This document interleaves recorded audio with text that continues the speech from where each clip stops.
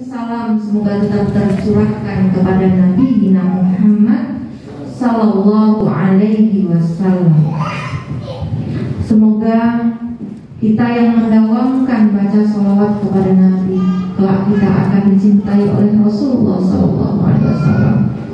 Kita akan mendapatkan syafaat ketika hari di mana tidak ada satupun yang bisa memberikan syafaat kepada kita. Bapak dan Ibu sekalian, insya Allah pada hari ini kita akan mengawali bedah buku yang berjudul Tetap Sehat dan Bahagia dengan Al-Quran. Nah ini nanti mungkin sampai 4 atau 5 kali pertemuan. Dan alhamdulillah Baik Qurani sudah bisa hari ini.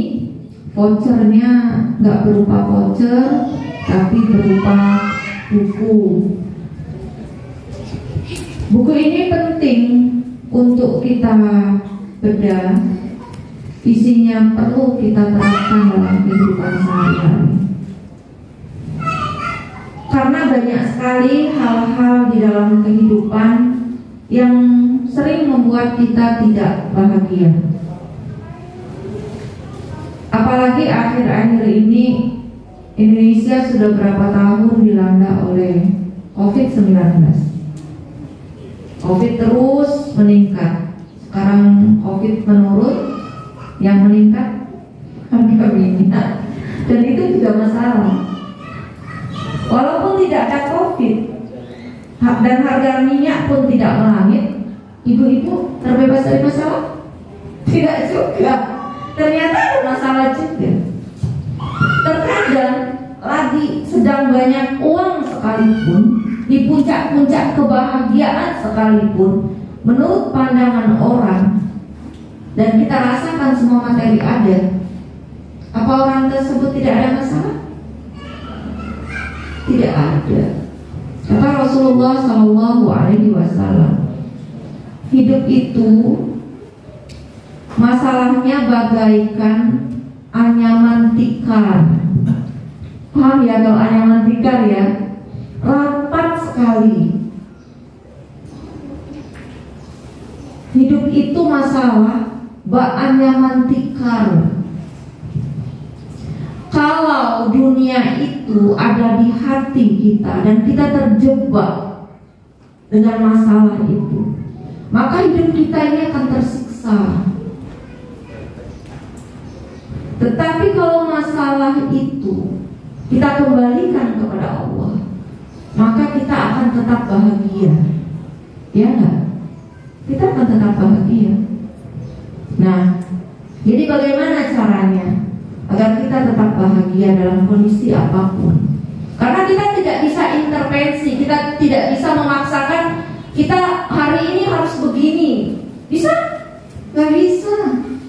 Jangankan kita mengintervensi suami harus melakukan A, B, C, D. Ibu-ibu akan merasakan bahagia kalau suami ibu melakukan A, B, C, dan D. Harapan ibu akan stres. Karena suami ibu itu bukan robot yang bisa ibu masukkan program terus akan berjalan sesuai dengan program ibu. Bukan robot. Anak ibu juga bukan kue donat. Iya kan? Ibu mau bentuk kayak apa aja, dikasih mesis, dikasih mentega, kasih gula, sesuka hati. Bukan.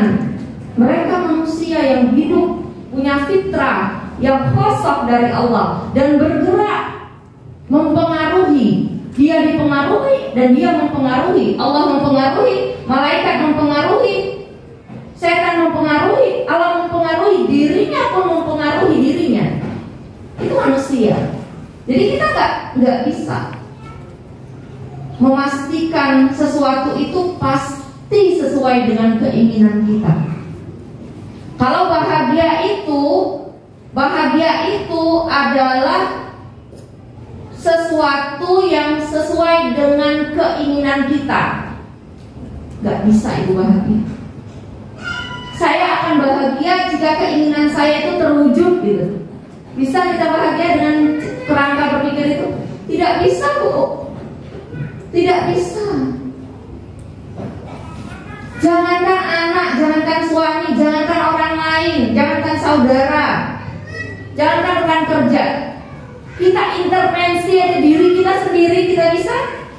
Gak bisa. Banyak hal yang mempengaruhi. Jadi jangan katakan bahagia kita itu kalau seluruh keinginan kita terwujud. Ya, oke. Kita awali nih. Penyebab penyakit itu ada 3. Yang membuat kita sakit, yang membuat kita tidak bahagia itu ada 3. Yang pertama adalah lemah akal atau kurang ilmu. Lemah akal di sini bukannya sakit kepala, bukan karena ada gangguan di otaknya, bukan. Tapi bermakna kurang ilmu, bil khusus ilmu agama.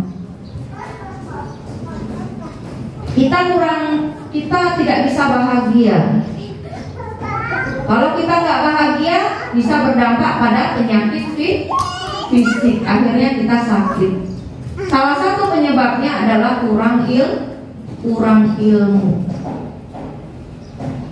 Tadi Bu Nurul contohkan ilmu tentang bahagia aja. Kita nggak tahu tuh takaran kebahagiaan itu apa. Ternyata tadi Bu sudah saya kasih tahu tuh satu ilmu bahagia. Bahagia itu bukan karena seluruh keinginan kita bisa tercapai. Tapi apa bahagia itu? Bahagia itu apabila keinginan Allah bisa kita laksanakan. Itu bahagia. Ibu akan bahagia selalu kalau takaran ibu adalah ketika keinginan Allah itu bisa terwujud. Kehendak Allah itu bisa kita jalani. Lebih gampang lagi ketika kita bisa patuh sama Allah, kita bahagia.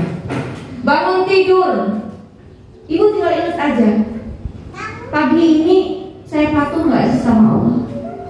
Pagi ini saya dapat pahala nggak sih sama Allah? Kalau dapat pahala, alhamdulillah, berarti kita bahagia. Yang lain nggak menjadi perhitungan besar di dalam hidup. Perhitungan besar di dalam hidup saya adalah ketika saya mendapatkan ridho Allah, ketika dapat pahala Allah.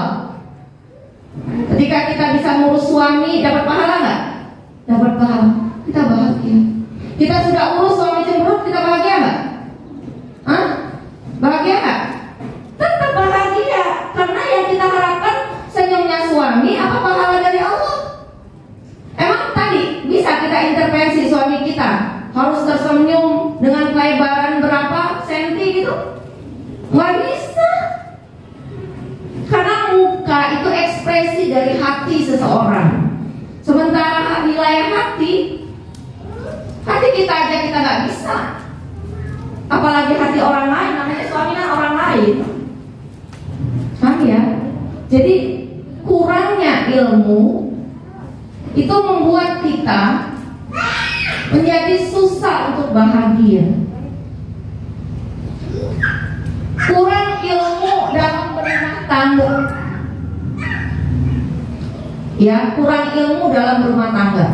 Itu membuat ibu-ibu dan bapak-bapak akan tersiksa sepanjang pernikahan. Misalnya, saya tuh seneng kalau kebaikan saya itu dibalas sama suami. Saya senyum, suami senyum. Saya masak enak, suami memuji, gitu. Saya urus suami, suami setia.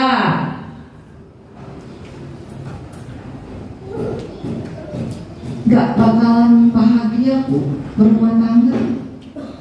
Berumah tangga yang begitu itu paling 1 bulan pertama. Ya gak Pak?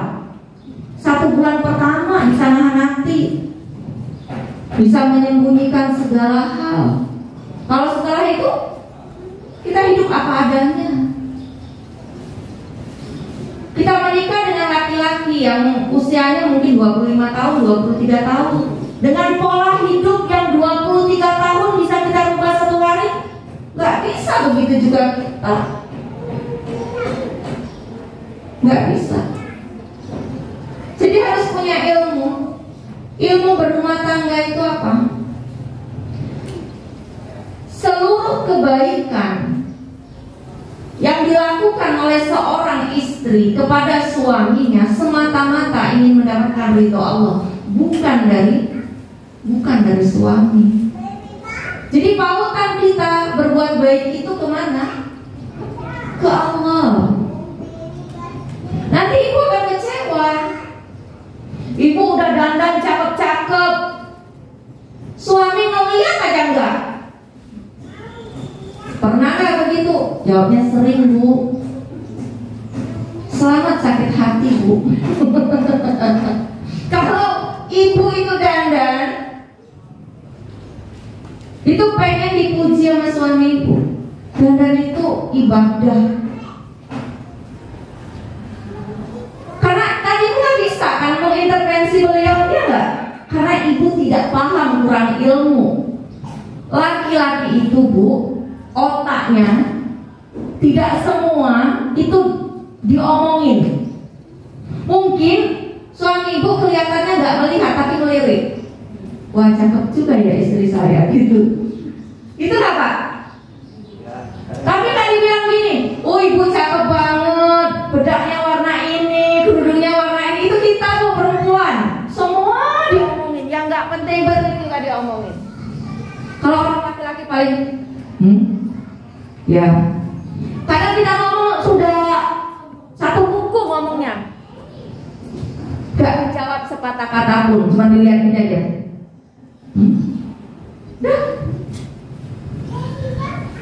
Apa yang kita anggap? Karena kurang ilmu tadi, suami saya cuek sekali, gak perhatian sama istri. Padahal dalam diamnya itu dia menyimpulkan apa yang harus saya lakukan agar istri saya ini bahagia. Dia berpikir dalam diamnya akan ngajuin surat lamaran kerja ke sini, lamaran kerja ke sini. Dalam diamnya itu langsung bergerak keluar rumah, memenuhi tadi harapan proposal ibu 300 halaman tadi. Yang tidak dijawab diam aja.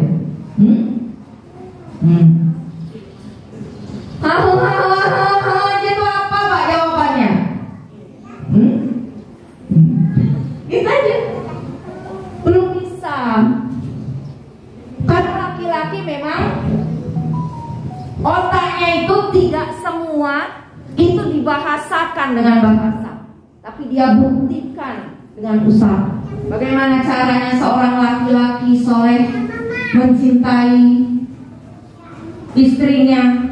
Ibu belum ngerti ilmu, tersiksa setiap hari.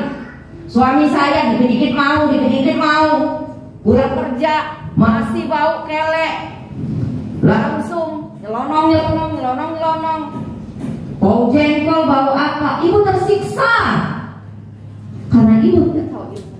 Aku bisa ya, bisa jadi terakhir sendiri. Jadi kalau banyak mengeluh, jangan salahkan suami, salahkan siapa? Diri sendiri. Penyebab utamanya apa tadi? Kurang ilmu. Yang kedua adalah rendahnya ruhiyah. Ilmunya tinggi, banyak, mata banyak kitab, buku tulujen dihatamkan, tarjamah Al-Quran dihatamkan, banyak tafsir sudah dikuasai. Tapi ruhiyahnya rendah, tidak beridrok silabilah, rasakan kebersamaan dengan malaikat itu.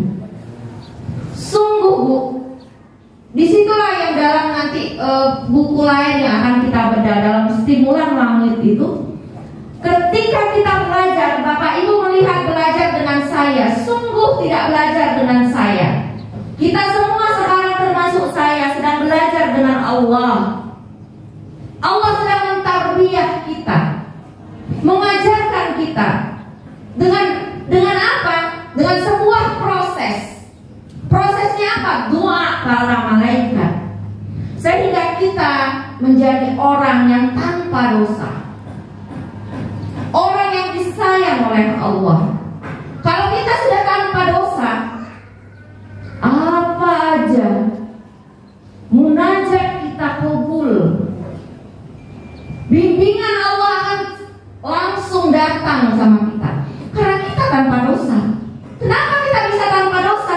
Karena kebersamaan kita dalam taklim ini beridrok silabilah. Hati kita pasrahkan dengan Allah, kita lepaskan dengan Allah. Terima dengan hati apa pembelajaran hari ini, sehingga nanti pulang Bu, ada satu kata ustazah, dua kata ustazah, atau satu kalimat panjang atau pendek, itu melekat di hati kita, tidak pernah hilang, membimbing kita terus, membimbing kita terus, membimbing kita terus, selalu membimbing kita. Itulah yang namanya stimulan langit. Allah mentarbiah kita, Allah genggam hati kita. Nah, itu berruhiyah. Kalau kita sering menghadirkan Allah, ibu nyusui, jangan ibu larut hanya dalam ritual nyusuin anak. Ibu capek, bapak kerja capek Pak.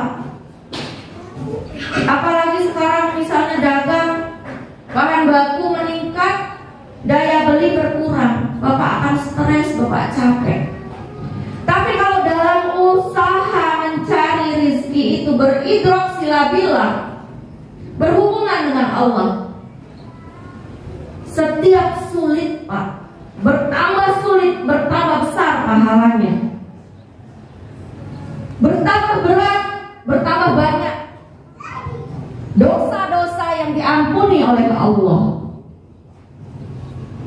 bertambah mudah, bertambah cepat, dan banyak kita sedekahkan. Hasil dari usaha kita bertambah mulia. Kalau begitu kita bahagia nggak? Kita bahagia. Oh, ini lagi sulit. Yang kita lihat apa? Kita bertambah dekat dengan Allah. Allah akan siapkan rizki khusus pada waktu yang khusus, yang penuh dengan berkah. Itu janji Allah. Dan Allah tidak pernah ingkar janji.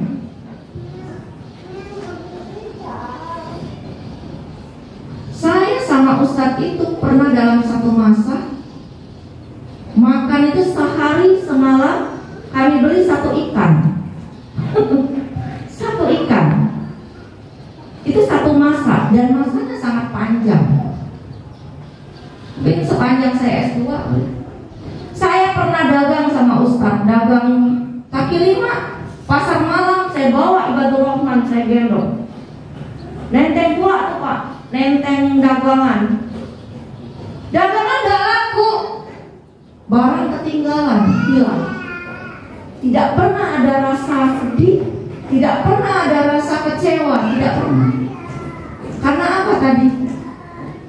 Karena disitulah Allah sudah siapkan kemuliaan-kemuliaan besar yang Allah siapkan waktunya dengan penuh keberkahan. Nah, begitu berinteraksi, nyapu juga begitu. Nyapu itu bukan ritual, nyapu, nyuci, gosok. Anak numpahin beli minyak 2.000 2 sendok 2.000. Ada pedagang yang ngeteng. Pas nyampe di rumah, kita taruh di bawah, keinjak sama anak kita. Terus katanya, Allah sedang siapkan minyak 2 liter. Allah, senang gak? Senang. Kita kan bahagia. Tapi kalau kita kita kosong, kita dijajah oleh masalah, kira-kira anak itu kita apain? Lihat tuh di TV, ada ibu depresi katanya, entah anaknya diapain. Karena apa? ilmunya kurang, ruhiyahnya juga rendah. Bagi yang belum langka, belum refleks, belum langsung bisa berhubungan dengan Allah, hati kita dalam setiap aktivitas, maka paksakanlah. Paksakan. Lagi tidur ingat Allah, lagi makan ingat Allah, lagi bersih-bersih ingat Allah, lagi nyuci bu, 1 gesrek, 2 gesrek, 3 gesrek, 4 gesrek, 5 gesrek, giling baju, itu pahala semua. Pahala, pahala, pahala, pahala, pahala, pahala, ngalir pahala banyak. Senang gak kita? Senang. Belum lagi tuh baju yang kita gosok dipakai oleh suami sholat, wah senang sekali. Senang sekali kita. Suami makan, sudah makan dia sholat. Sholatnya suami itu pahalanya buat suami, buat kita. Senang gak? Itu kalau kita selalu beridrok silabillah. Suami sudah kita servis dengan baik, kemudian keluar mencari nafkah. Dalam setiap langkah suami itu pahala, pahala, pahala, pahala, pahala. Pulang lagi melangkah, pahala, pahala, pahala, pahala. Banyak sekali pahala kita. Senang gak? Berarti membahagiakan suami beban apa bahagia? Tergantung bu, uang yang dikasih banyak gak? Nah ini gak denger lagi.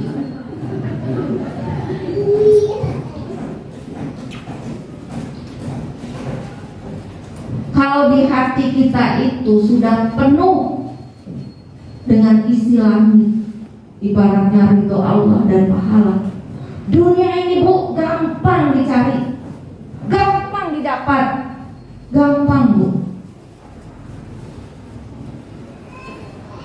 Kalau hati kita ini sudah dipenuhi dengan kerinduan kepada Allah, dunia ini gampang. Anak-anak Becky itu gampang sekali.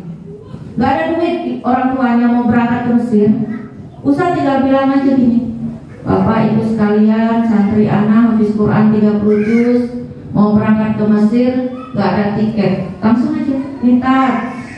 Gampang gak tuh? Gampang. Karena apa? Untuk penghafal Quran. Ini masjid 5M, emang pondok ada uangnya? Gak ada uangnya. Tapi untuk penghafal Quran mudah gak bagi Allah? Mudah. Begitu juga untuk diri kita masing-masing. Nah, kalau kita tidak bahagia, kalau kita selalu menderita, kalau kita ada penyakit, mungkin kita kurang dekat sama Allah. Allah ingin kita lebih dekat lagi, lebih dekat lagi. Maka ada orang yang sakit tapi dia bahagia. Kenapa? Karena dalam sakitnya dia bisa dekat dengan Allah. Seperti Nabi Yakub, Nabi Ayub. Nah, ada yang ketiga, tidak bahagia, tidak sehat karena memang fisiknya sedang sakit, ya. Matanya sakit, telinganya sakit, perutnya sakit, sehingga dia menjadi sakit. Tapi penyakit lemahnya jasad ini bisa menjadi kuat dia kalau akalnya, ilmunya banyak dan dia dekat sama Allah. Pengen bahagia selalu Bapak Ibu sekalian? Kebahagiaan di dunia yang bisa mengantarkan kita bahagia di akhirat. Tidak ada jalan lain, ya, tidak ada jalan lain. Caranya hanya dengan Al-Quran. Kalau ada kondisi di mana kita sakit fisik, ada di mana dalam kondisi kita sakit hati, tidak bahagia, takut, galau, malas dan sebagainya. Jangan ingat yang lain dulu. Yang diingat siapa dulu? Allah. Dipastikan kita kurang dekat dengan Allah. Ilmu agama kita masih kurang. Jadi diingat dulu adalah Allah. Sang penyembuh adalah Allah. Nah ini kita kebalik. Sampai sakit gigi menurut iya, sakit gigi sekalipun yang kita ingat dulu siapa? Allah. Kita sebagai kaum muslimin, kita punya cara penyembuhan yang Allah ajarkan, tapi kita tidak gunakan. Ketika kita sakit fisik, sakit psikis, sakit sosial sekarang, sakit sosial masyarakat, harga naik semua, berdesak-desakan, depresi, saling menyakiti, saling menzolimi. Harusnya yang diingat dulu adalah Allah. Bagaimana aturan Allah? Caranya bagaimana? Caranya adalah ingatlah Al-Quran itu sebagai obat. Itu janji Allah. Kita harus mengimaninya. Karena kaum muslimin tidak mengimani ini. Al-Quran itu obat fisik. Fisik sakit obatnya itu Al-Quran. Psikis sakit obatnya Al-Quran. Sosial sakit obatnya Al-Quran. Walaupun kita juga harus ikhtiar secara insaniah, tapi jalan utama yang tidak boleh kita tinggalkan adalah obat utama adalah Al-Quran dan bermunajat kepada Allah.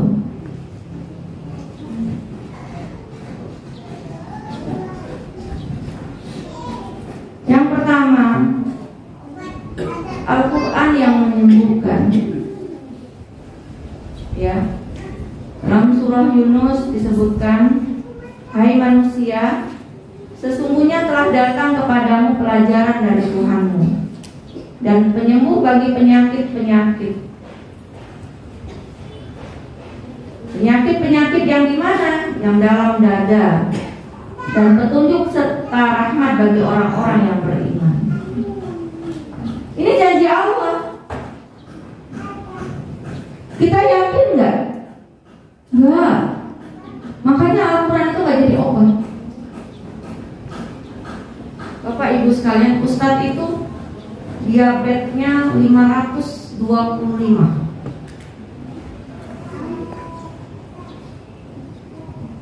Pernah minum suntik insulin dulu, pernah waktu diabetesnya 225.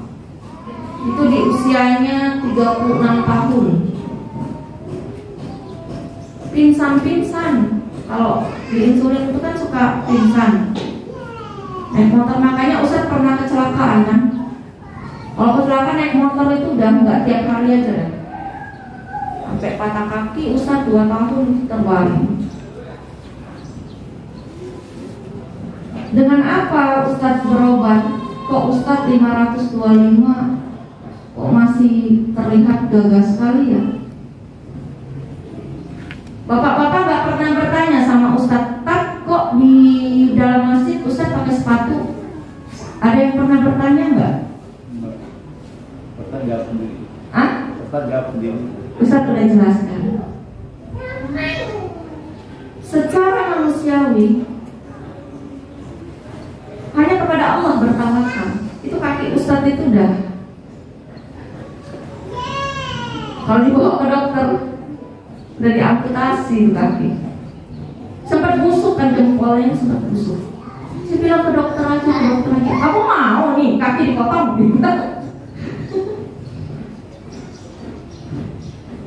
Diobatin aja sama Ustadz yang Al-Quran, dibacain Al-Quran terus ikhtiar, herbal juga ikhtiar. Kaki Ustadz itu kan udah keluar getah. Jadi kalau diabetes itu saya juga baru tahu. Diabetes itu kakinya gak kenapa-napa, tapi kok keluar kayak kalau kita korengan itu ada kayak getah itu ya. Nah, getah untuk penutup koreng ya, yang putih-putih suka keluar. Nah, itu kaki Ustaz keluar itu, keluar itu terus. Nah, itu diobatin Al-Quran, dibacain Al-Quran. Ustaz, sepanjang maka itu panjang tidur Ustaz murotal, nasinya, minumannya dibacain Quran Ustaz. Secara mandiri dibacain makanan apa aja. Intinya Ustaz doain semoga nasi ini jadi obat buat saya ya Allah. Semoga air ini jadi obat buat saya ya Allah. Simpelnya begitu dah. Apa aja yang dimakan, apa aja yang diminum, didoain begitu. Itu Bu. Jadi jangan nggak percaya. Jangan nggak percaya dengan Al-Quran. Sakit gigi, kepala pusing, sakit perut, yakin Al-Quran itu sebagai syifa, dibacakan. Fatimah itu pernah ada benjolan di bawah lidahnya, segede ini. Di bawah lidah betul. Di pertengahan corona, saya sudah melihatnya kian hari kian besar. Katanya dia sudah nggak enak gitu, udah berat lidahnya kan ke bawah. Saya sudah urus mau saya operasi tuh, saya mau operasi. Ustaz bilang, janganlah, kita ikhtiarkan dulu. Dia bilang gitu kan, Ustaz bilang. Lagian ini COVID pula katanya. Terus si imam bilang, jangan dah, kalau soal COVID ini soal nyawa, bisa mati katanya gitu. Kalau ini paling segede ini Fatimah nggak mati katanya. Entar kalau kena COVID udah meninggal, Fatimah meninggal, jangan operasi di rumah aja gitu. Jadi dibacain Al-Quran rame-rame. Bismillah, saya nggak tahu tuh, bangun tidur udah pecah itu, benjolannya sudah pecah. Tapi Fatimah kayaknya yakin betul dia baca itu. Qul huwalil ladzina amanu huda wa syifa.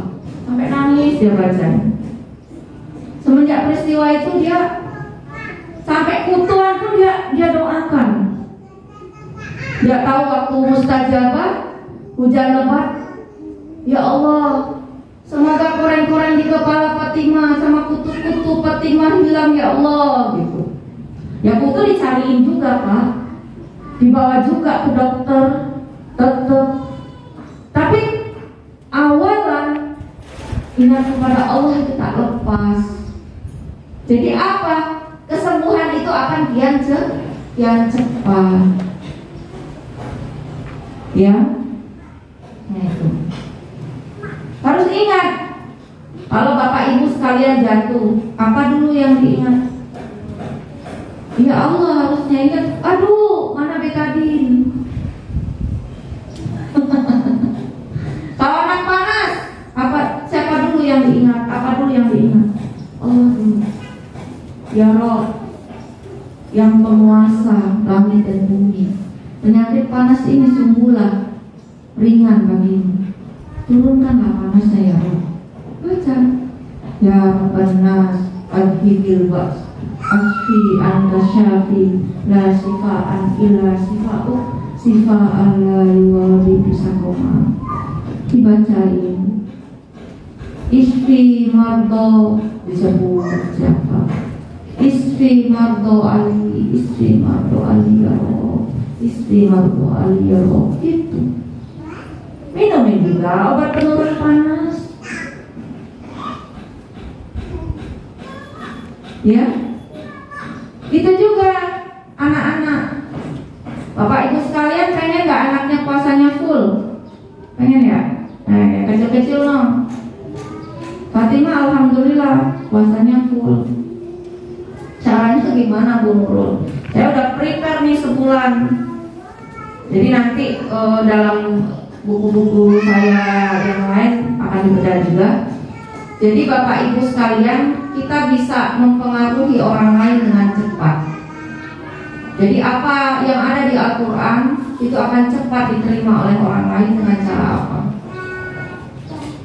Caranya adalah kita ini ternyata kalau diomongin kayak gini tuh kan nggak langsung masuk, nggak langsung bisa dikerjakan, karena dalam istilah psikologinya ada yang menutup.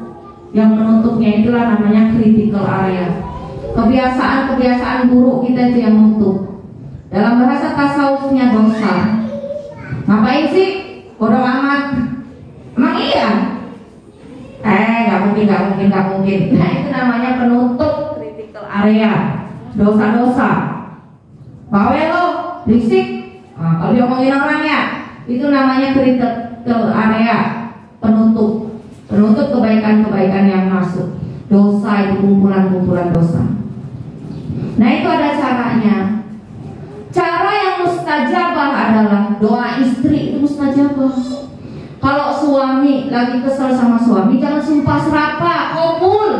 Nanti kan sendiri juga yang susah. Begitu juga bapak-bapak lagi kesel sama istri, jangan sumpah serapah.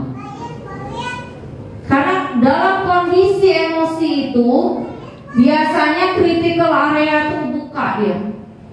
Makanya orang kalau terlalu marah, terlalu bahagia, setan udah masuk tuh gitu. Kalau suami lagi marahnya memuncak, lagi emosinya tidak stabil, doain mustajabah. Doain yang kenceng, terus dibacain Quran. Begitu juga suami, begitu juga anak. Nah anak kalau dia lagi main, kan lagi bahagia dia. Jadi dalam kondisi emosi orang bahagia, sedih, senang, marah, itu kita pengaruhi. Bacakan Al-Quran, bacakan doa. Nah saya kalau dia lagi main, adik puasanya full ya, adik puasanya full ya, puasanya sebulan full ya adik, sambil saya cium, saya peluk. Adik puasanya full ya, adik puasanya full ya, adik puasanya full ya.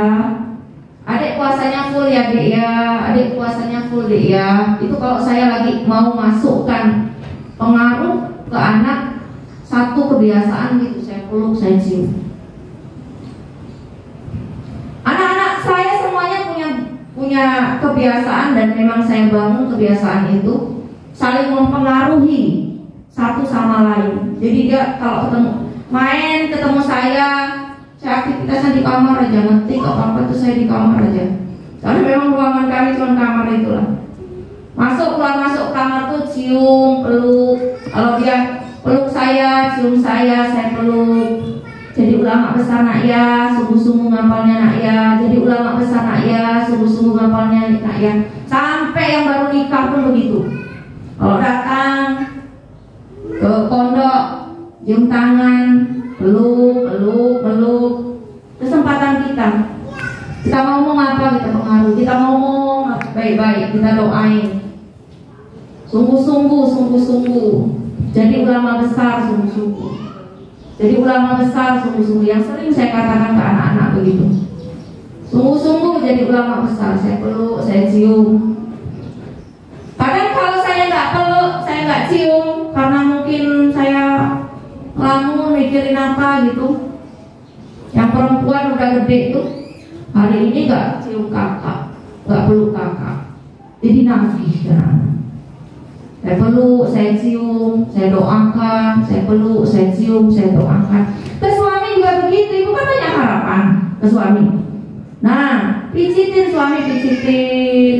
Ya pusing kakinya pijitin, sambil didoakan, ya Rob, buka pintu rezeki suami saya ya Rob. Suaminya yang gak taat, sering-sering dipijit, dipeluk, dirapiin, dibuat bahagia. Ya Rob, buka pintu hati suami saya ya Rob, kasih dia hidayah ya Rob, genggam dia ya Rob. Dia yang punya uang aja, dia yang kerja, uangnya buat kami bisa taat. Alangkah kasihan suami saya ya Rob, suami saya yang ini ya Rob, peluk ya Rob, bimbing dia ya Rob, usap-usap kakinya, dipijit. Kita bilang, saya cariin kutu. Ibu ngapain jauh-jauh ngundang si Rara? Rara lagi ngapal Quran, jam-jam begini. Bu Rara doain suami saya. Suami bulukna, katanya kan kayak di Mandala.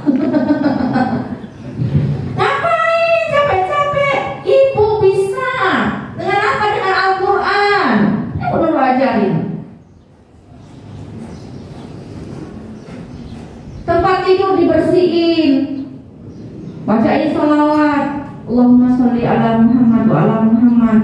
Allahumma sholli ala Muhammad wa ala Muhammad. Ya Rob, kalau suami saya tidur di sini, lelap tidurnya, tenang hatinya, kuat imannya. Begitu. Mustajabah, dengan penuh sayang, dengan penuh cinta, dengan penuh harap, qabul insyaallah. Ya. Nah, jadi apa-apa yang diingat apa dulu Bu? Allah. Kondisi apapun yang diingat apa? Allah. Al-Quran, Allah. Ya.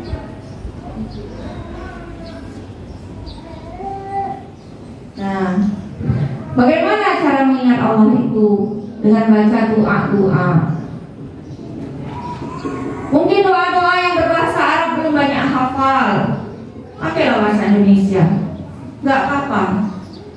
Nanti di buku ini sudah ada beberapa doa-doa yang berbahasa Arab, nanti bisa diamalkan satu-satu diamalkan.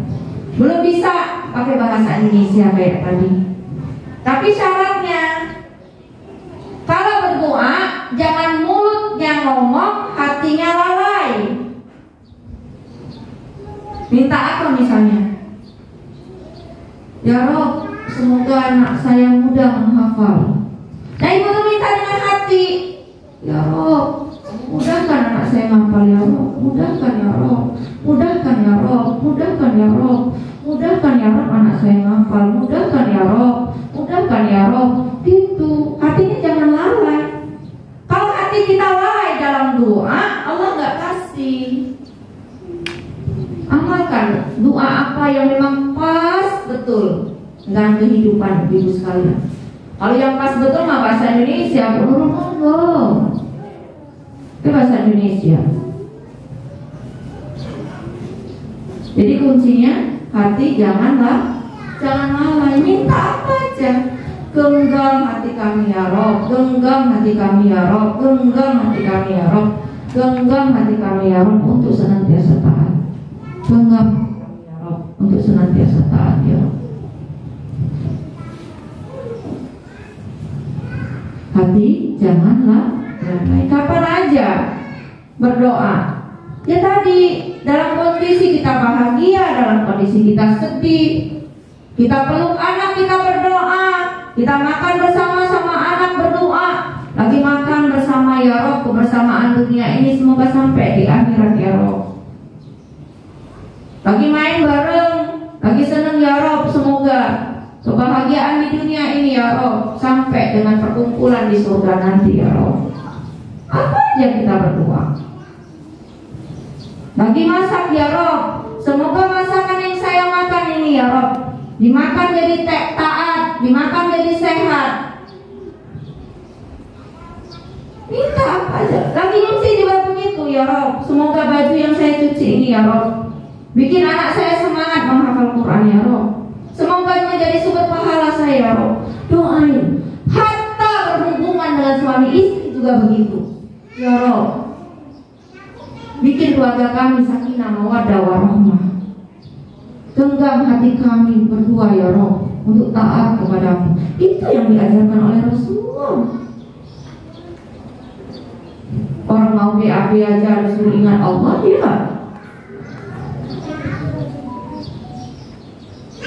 Sampai hal-hal begitu aja kita disuruh berinteraksi lagi lah.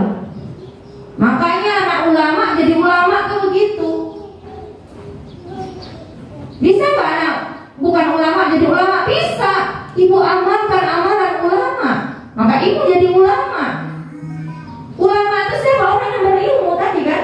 Kalau mau bahagia maka berilmu. Nah, jadi kajian kita hari ini kesimpulannya adalah kalau hati tak bahagia, mungkin kita kurang ilmu. Cari ilmu, tanya sama orang. Wajib kita ini belajar agama minimal seminggu sekali. Wajib belajar, wajib sampai mati. Saya sekolah formal itu baru selesai 2016-2017. Tahun sekali. masih belajar, terus belajar sama siapa saja, sampai sama anak-anak pun saya belajar. Saya belajar sama imam, sama Fatimah, sama para santri, belajar.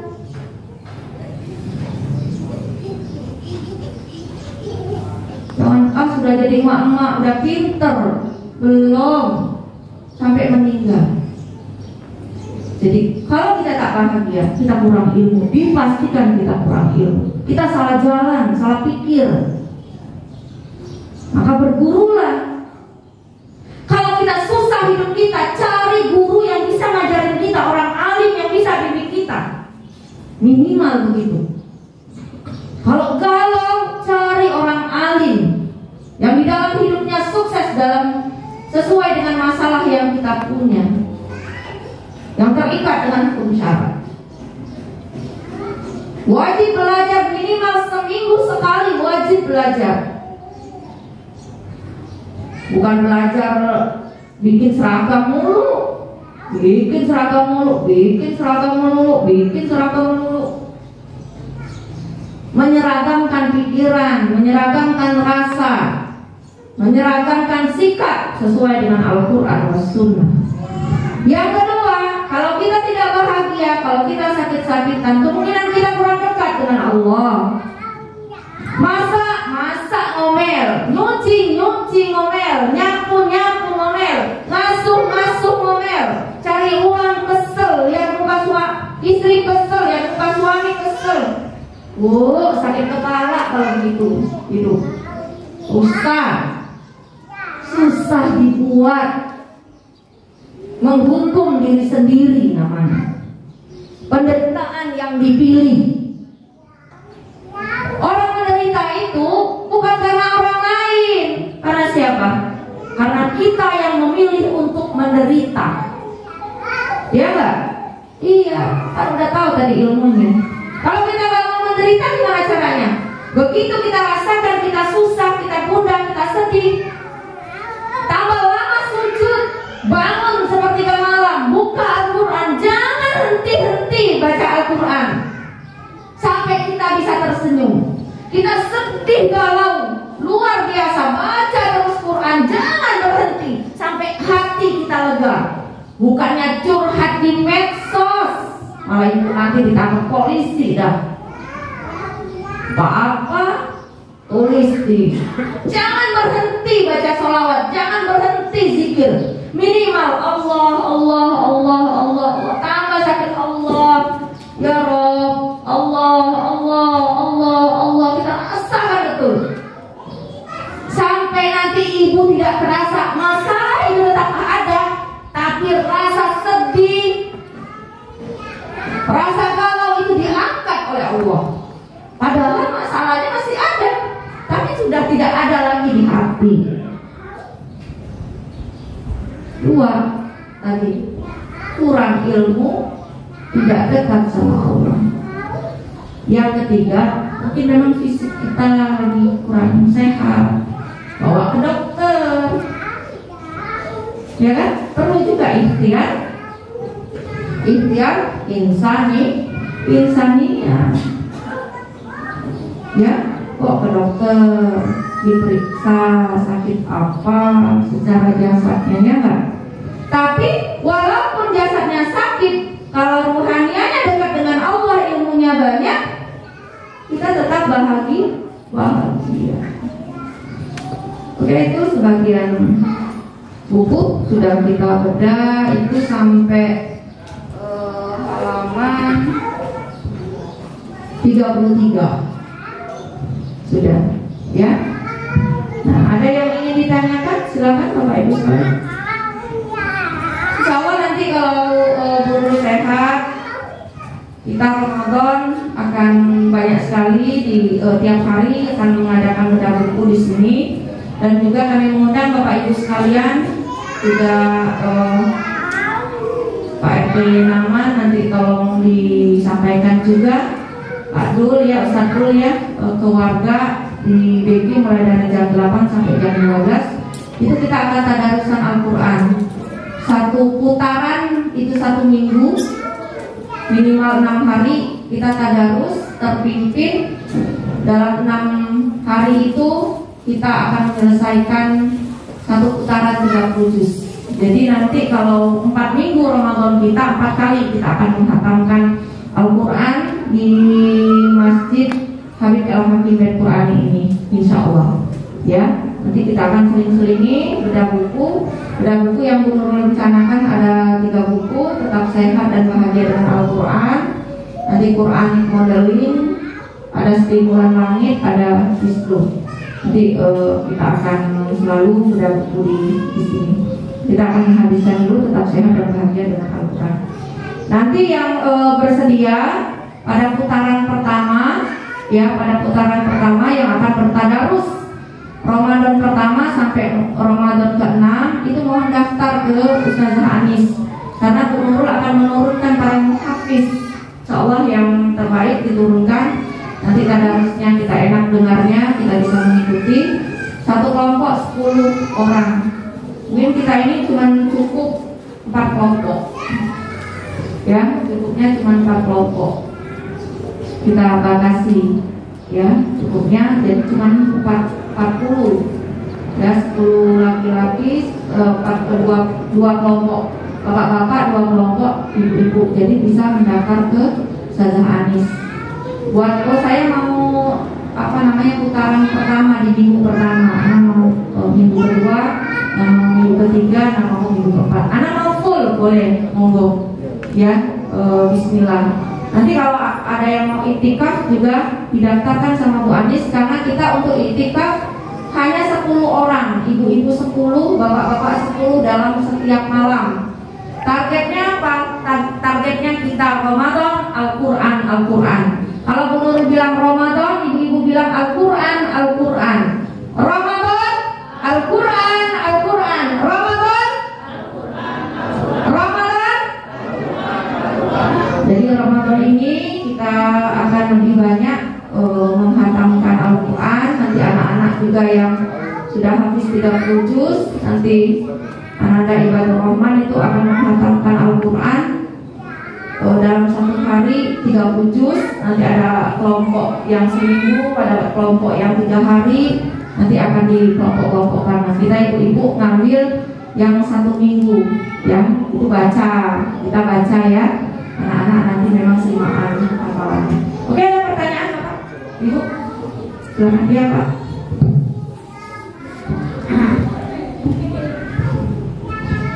Assalamualaikum warahmatullahi wabarakatuh. Ustazah, satu pertanyaan, mohon dijelaskan. Saya ini sudah mulai menyenangi membaca Al-Quran, tetapi kadang-kadang tiba malas. Satu hari misalnya malas sekali untuk membaca. Kiatnya apa Ustazah? Makasih.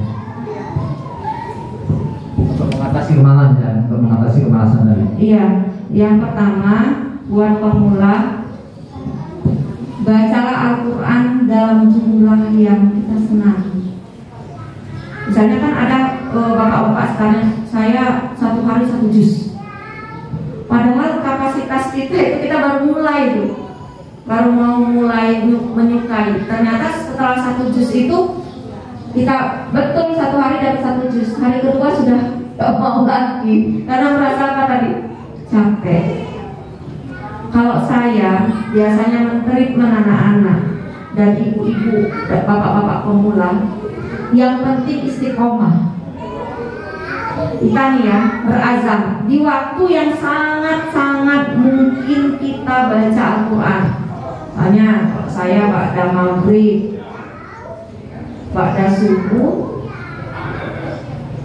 ba'da tahajud, itu sangat mungkin. Maksudnya sangat mungkin untuk waktu. Berapa banyak? Dihitunglah. Misalnya ibu-ibu yang anaknya kecil-kecil itu kan, diukur, saya ini bakal istiqomah, ukuran anak saya ini setengah halaman. Setengah halaman. Misalnya kalau kita lagi baca, itu dia nangis itu masih bisa nunggu dia setengah halaman. Tapi dengan 3 waktu tadi kan beda, mungkin ibu 5 waktu mungkin, atau 6 waktu, atau 2 waktu gitu. Itu jangan berubah-ubah. Banyaknya tidak boleh berkurang, boleh lebih. Tapi lebihnya jangan terlalu ngegas. Nanti besok gak mau lagi. Tapi kalau sudah berazam dengan ukuran yang sudah tertakar, tidak boleh tidak dilakukan, harus dilakukan. Kita paksakan untuk melakukannya. Yang lain kita tunda dulu, kita lakukan dulu. Kan tidur di atas kepala begini. Kita suka habis sholat itu duduknya di mana? Saya suka duduk di atas tempat tidur saya itulah, duduk di situ. Lagi beraktivitas apa aja saya duduknya di situ. Taruhlah Al-Quran di situ, jadi kita mudah ambilnya. Letakkanlah Al-Quran itu di mana kita sering duduk. Kita nyaman duduk, kita bahagia duduknya, taruhlah di situ. Sehingga kita lihat terus, kita ambil. Malas ambil dulu Pak, ambil dulu Quran, perlu apa-apa. Makanya beridrok silabilah. Ketika baca itu kita beridrok silabilah, perlu. Ini yang nanti yang akan nemenin kita dikubur tuh ini perlu dulu. Makanya bergerak itu dengan rasa, dengan zauk dia namanya. Makanya istilahnya idroksilabilah itu. Oh, peluk dulu. Ya Rob, aku ingin temenin nama ini. Kira-kira kita malas lagi ya kalau sudah begitu tuh. Nah, coba buka dulu. Buka. Baca. Mulai aja dulu, mulai. Nah, maka penting tadi ilmu. Untuk apa kita baca Quran tiap hari? Untuk apa? Itu penting ilmunya. Untuk apa kita baca Quran tiap hari? Bapak perhatikan betul orang yang dimasukkan ke dalam kubur itu. Saya sampai sekarang nggak berani lihat orang dimasukkan ke dalam kubur itu.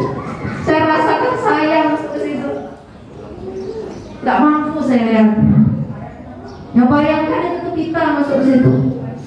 Apalagi kalau ada itu video yang mesut orang masuk dalam kubur terus sak lubang-lubangnya itu, saya nggak kuat lihatnya, karena saya gambarkan di situ tuh sendiri. Nah, kalau kita nanti baca Quran terus istiqomah aja, rame itu Pak kuburan. Quran itu akan berwujud nemenin kita. Bacaan Quran kita itu rame, karena dalam sehuruf itu 10 kebaikan. Bahkan tidak hanya ditemani dalam kubur kita, rame Quran itu menemani kita, banyak teman kita itu bacaan Quran itu. Nggak hanya di situ, sampai nanti kita tuh digandeng masuk ke barisan kiramil bararah, barisan para malaikat yang mulia, orang-orang soleh, dibawa oleh Quran kita, digandeng kita di baris itu gitu. Nggak cukup di situ aja, digandeng sampai menghadap Allah, dimintakan syafaat. Ya Rob, ampuni orang ini, sampai begitu. Nah, insya Allah itu dengan pemahaman kayak gitu kita. Makanya Ibu, tidak ada kebahagiaan yang luar biasa kalau punya anak hafiz Quran. Mau tak mau Pak untuk punya anak hafiz Quran. Saya Abang Ibat sebelum ke Mesir itu, kalau dia sudah mau lomba nanggung saya, lombanya 30 juz, berarti saya harus 5 tuh dia. Sabar daya, dikit lagi 5 juz, dikit lagi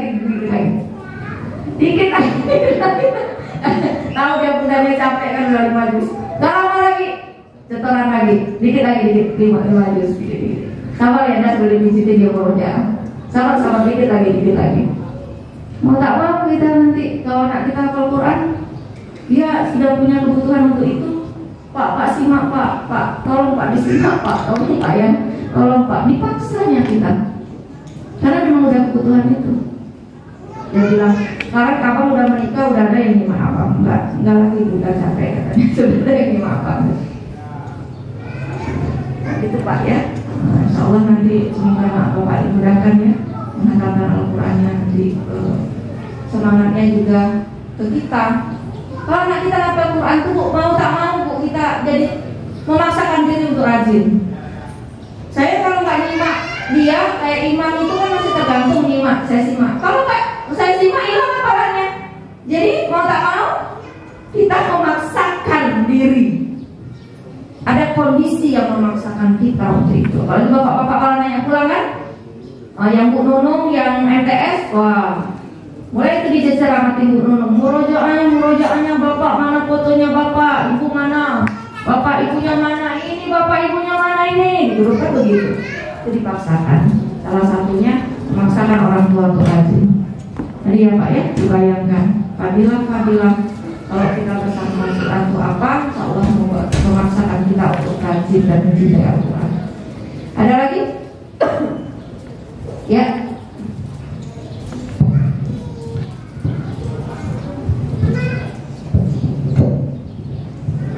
Assalamualaikum warahmatullahi wabarakatuh. Begini Ustazah, dengan tema tadi mengutamakan Allah, saya punya pengalaman langsung Ustazah. Tahun 2021 saya saat itu merawat ibu saya sedang sakit. Nah, namanya orang tua sedang sakit, mungkin pengen dimasakin ini, dimasukin itu, ya kita kerjakan dengan kembali lagi semuanya untuk kedekatan pada Allah, mengurus orang tua. Nah, suatu ketika adik ipar saya minta tolong setelah sholat subuh, Kak, tolong buatkan kue, mau nengok orang tua karena orang tuanya sakit. Di subuh tuh berusaha saya buatkan. Nah, dengan berjalannya membuat kue itu, saya tidak pernah memakai oven gas. Saya selalu menggunakan oven listrik kalau di rumah di sini. Di kampung tuh ada oven gas. Astagfirullahaladzim Ustazah. Ketika saya akan memanggang kue, menghidupkan gas, ternyata gasnya saya hidupkan full. Dan memantik apinya langsung pakai korek api gas. Itu akan memasukkan kue. Ketika si gas itu, tangan saya masuk ke dalam oven. Masuk ke dalam oven, pas gasnya nyamar, jebur. Itu gas, api itu ke muka saya Ustaz. Tapi saya tuh Allahu Akbar, la ilaha illallah, Allahu Akbar. Saya nangis Ustaz. Rambut saya udah pada ini kebakar, alis saya kebakar. Tapi saya berpikir, kok muka saya nggak apa-apa, muka saya nggak terasa sakit, nggak terasa apa. Saya berpikir alis saya kebakar, rambut saya udah kebakar. Kalau kita berpikir secaranya kan berarti muka pun rusak. Tapi Masya Allah mata saya nggak apa-apa, semuanya nggak apa-apa, cuma aja lecet sedikit. Padahal api itu menyambar dengan kuatnya. Dari dalam oven kuat sekali nyambar tuh. Tapi Masya Allah ketika mengutamakan Allah dan ingat kepada Allah, Allah turunkan penjagaan itu dengan penjagaan itu dengan baik Ustazah. Itu langsung saya mengalami sendiri Ustazah. Karena Allah dan Allah lah yang kita utamakan, penjagaan itu sangat baik. Itu Ustazah, Masya Allah. Dan mengalami langsung. Ibu saya sampai tidak tahu apa yang terjadi karena di kanal itu besar. Dipikir saya ada apa-apa, tapi alhamdulillah cuma rambut kebakar, alis hilang, bulu mata hilang, cuma lecet sedikit. Itu Ustazah udah mengalami langsung karena mengutamakan Allah. Masya Allah pertolongannya sangat dekat. Iya misalnya. Ya gitu, kalau kita yakin dengan kedekatan kita dengan Allah, itu orang-orang soleh kan suka dapat kalomah, suka dapat ma'unah. Bapak ibu sekalian kira hanya wali-wali Allah. Mungkin di antara bapak ibu sekalian ini ada yang sudah jadi wali Allah, tapi tidak pernah menyadarinya. Banyak kejadian-kejadian luar biasa kita temui karena mungkin kita mengabdikan diri berhikmat kepada orang tua. Bisa jadi karena kita ahli sedekah, bisa jadi karena kita mengajar dengan ikhlas, bisa jadi karena kita berkhidmat dengan suami walaupun suami kita miskin, kita patuh, sami'na wa ata'na, karena suami kita walaupun miskin bawa kita ke surga. Bisa jadi kita nggak tahu. Nikmati kebersamaan dengan Allah. Jangan kira wali Allah itu hanya orang yang berjubah putih, pakai sal tinggi.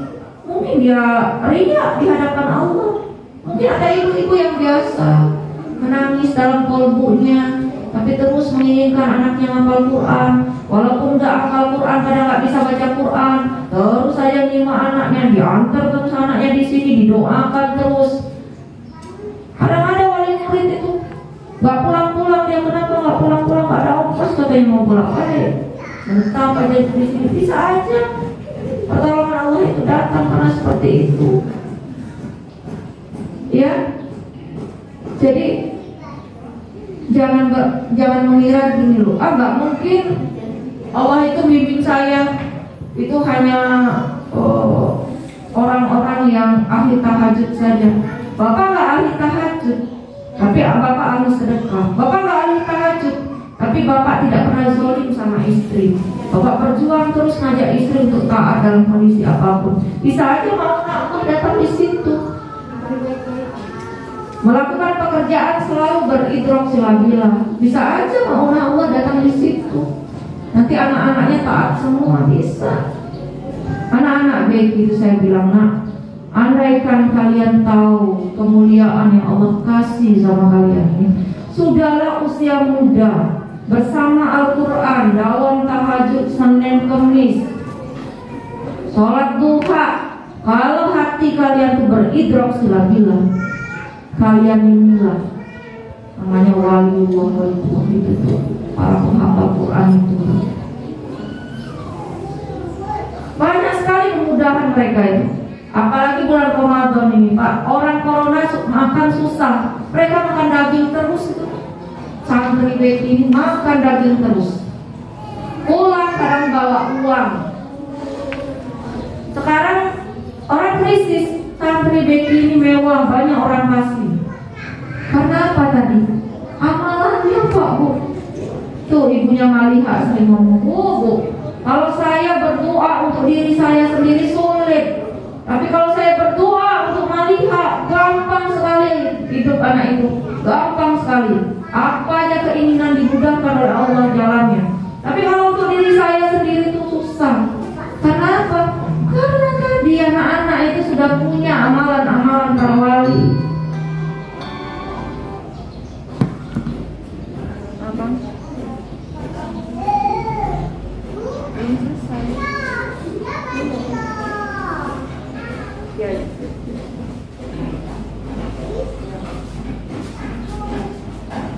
Gampang sekali, Pak. Saya selalu mengingatkan kepada anak-anak, nah, jangan sia-siakan kedekatan dengan Allah itu, jangan sia-siakan. Jangan pernah sia-siakan kebersamaan Allah dengan kalian itu, jangan pernah sia-siakan. Minta apa yang mau diminta. Dan Bapak Ibu membersamai anak untuk menghafal Al-Quran, itu adalah jalan untuk dekat sekali dengan Allah. Makanya kebersamaan itu harus beridrok silabilah, hati itu penuh. Waktu tahajud doakan anak, ya Rob, kabulkan anak saya ya Rob, jadi ulama besar ya Rob, kabulkan ya Rob, mudahkan ya Rob proses menghafal Al-Qurannya. Begitu terus.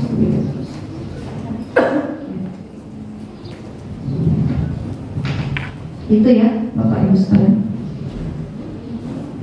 Pengumuman bagi Bapak Ibu sekalian, semoga diluaskan rezekinya.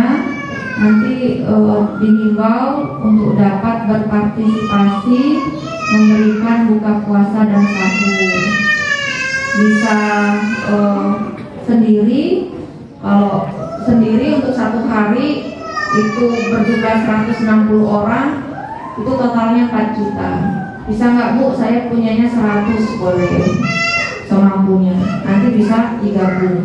Atau tolong koordinir keluarga besar nanti untuk memberi makan para penghafal Al-Quran, agar nanti dia makan, dia buka puasa, anak-anak tahajud, anak-anak baca Quran. Bapak Ibu sekalian dapat pahalanya, karena apa yang dimakan bikin dia sehat, bikin dia kuat, ya. Nanti bisa langsung dihubungi Bu Anis, karena memang ini lagi krisis, biasanya sudah penuh itu buka puasa, ini baru beberapa hari. Jadi bisa nanti sebaiknya berbentuk uang aja karena ini masih COVID ya, biar jadi bisa dimasak di sini juga, kami mengelolanya lebih enak, lebih hemat, bisa untuk beberapa hari gitu kan. Yang kedua, untuk keperluan buka puasa dan lebaran terkait sembako dan kue-kuean, roti-rotian, kami menghimbau Bapak Ibu dapat membelinya di Pondok Pesantren Baitul Qur'ani, karena nanti juga keuntungannya untuk anak ibu bapak sekalian juga. Dengan meningkatnya harga sembako di luar sana sangat mempengaruhi sekali tingkat pembayaran SPP di Pondok Pesantren ini. Maka kalau di luar Bapak Ibu pasti belanja juga kan. Nah, kenapa kalau belanjanya di pondok aja? Jadi keuntungannya bisa nutupin operasional di Pondok Pesantren Baitul Qur'ani kan buat anak Bapak Ibu juga. Gitu.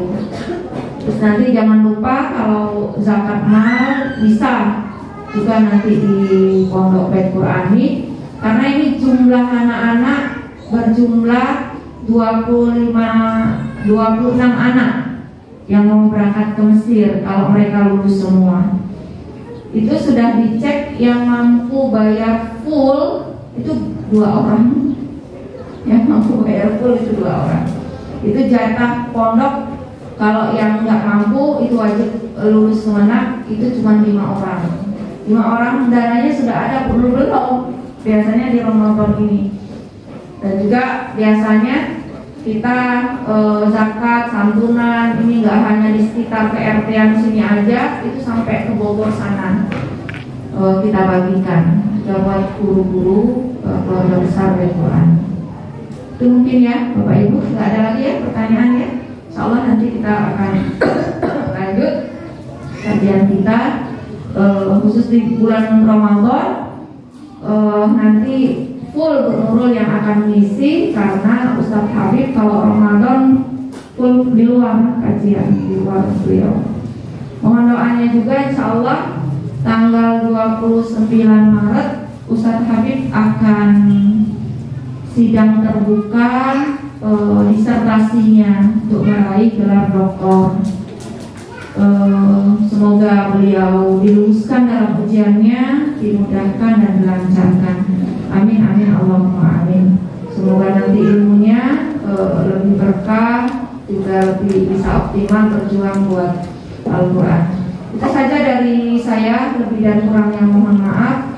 Billahi taufiq wal hidayah. Wassalamualaikum warahmatullahi wabarakatuh.